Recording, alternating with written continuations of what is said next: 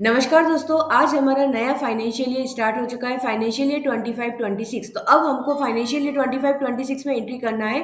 तो टेली में जो हमारी कंपनी बनी हुई है उसमें हमको डेटा को स्प्लिट करना होगा। कैसे करना है देखिए, इसके लिए ऊपर आपको ऑप्शन दिखेगा डेटा का, इस पर क्लिक कर दें, फिर स्प्लिट पर क्लिक करें, स्प्लिट में स्प्लिट डेटा पर क्लिक कर दें। अब आपको जिस कंपनी को स्प्लिट करना है वो कंपनी आप सिलेक्ट करें। जैसे मुझे एबी मैन्युफैक्चरिंग को स्प्लिट करना, वो मैंने सिलेक्ट कर ली। अब यहाँ पर देखेंगे कंपनी नेम हो गया स्प्लिट फ्रॉम, जिस तारीख से हमको स्प्लिट करना है। तो हमको जो नई कंपनी बनानी है जिसमें हमको काम करना है वो कब से करना है स्प्लिट हमको, 1 अप्रैल 25 से।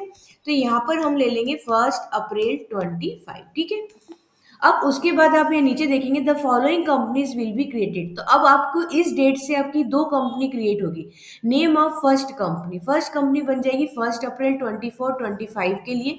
सेकेंड कंपनी बन गई 1 अप्रैल 25 से, मतलब अभी हमारे करंट फाइनेंशियल ईयर जो नया चालू हुआ उसके लिए बन चुकी है। इसको एक्सेप्ट किया, यस करेंगे, फिर यस किया।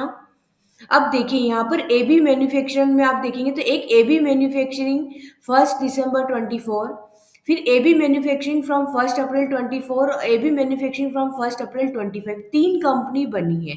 तीनों कंपनी देखिए, पहली जो एबी मैन्युफैक्चरिंग बनी है वो आपकी 31 मार्च 25 तक के लिए बनी हुई है। जो कंपनी मतलब जो हमारी अभी थी वैसी की वैसी, मतलब 4 साल का अगर डेटा है तो चारों साल का डेटा आपको इस कंपनी में एक साथ मिल जाएगा, ठीक है। जे जो कंपनी हमने स्प्लिट की थी वो कंपनी आपकी ये हो गई।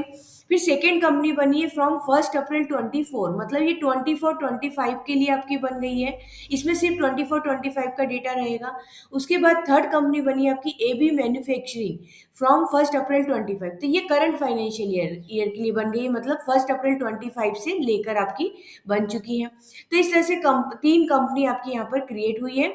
अब आप ध्यान रखिएगा जो सेकेंड कंपनी मतलब 1 अप्रैल 24 वाली जो है 24-25 में जो 31 मार्च 25 को जो बैलेंसेस होंगे वो ये इस नई कंपनी जो फॉर्म 1 अप्रैल 25 वाली है उसमें ऑटोमेटिक कैरी फॉरवर्ड हो जाएंगे।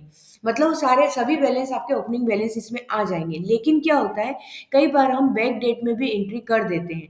तो अब मान लीजिए अब आपको 24-25 में एंट्री करना है तो आपको इस कंपनी में आपको एंट्री करनी होगी, ठीक है। जो 1 अप्रैल 24 वाली है तो इस कंपनी में आपको एंट्री करना होगी। लेकिन जब आपने एक बार स्प्लिट कर दी है तो उस दिन के जितने ओपनिंग बैलेंस थे वो क्लोजिंग बैलेंस थे वो सभी आपके ओपनिंग बैलेंस बन गए।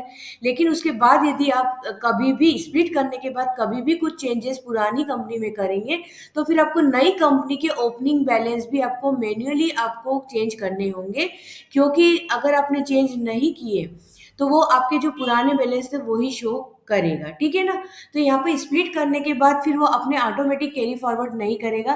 तो अगर नई कंपनी बनने के बाद अगर आप पुरानी कंपनी में चेंज करते हैं तो आपको मैन्युअली कैसे चेंज करना ओपनिंग बैलेंस, तो इसके लिए देखिए आप मास्टर्स में या अल्टर पर आ जाए, लेजर्स पर आए। जैसे मुझे इसके लेजर्स में कोई ओपनिंग बैलेंस को चेंज करना है तो यहाँ पर जो ओपनिंग बैलेंस है यहाँ पर आकर आपको यहाँ पर नीचे दिख रहा होगा, ये ओपनिंग बैलेंस आपको यहाँ से सही करना होगा, ठीक है। तो इस तरह से आपको फ्यूचर में चेंजेस करने होंगे। वीडियो पसंद आया हो तो इसको लाइक और शेयर करना ना भूलें। Thank you.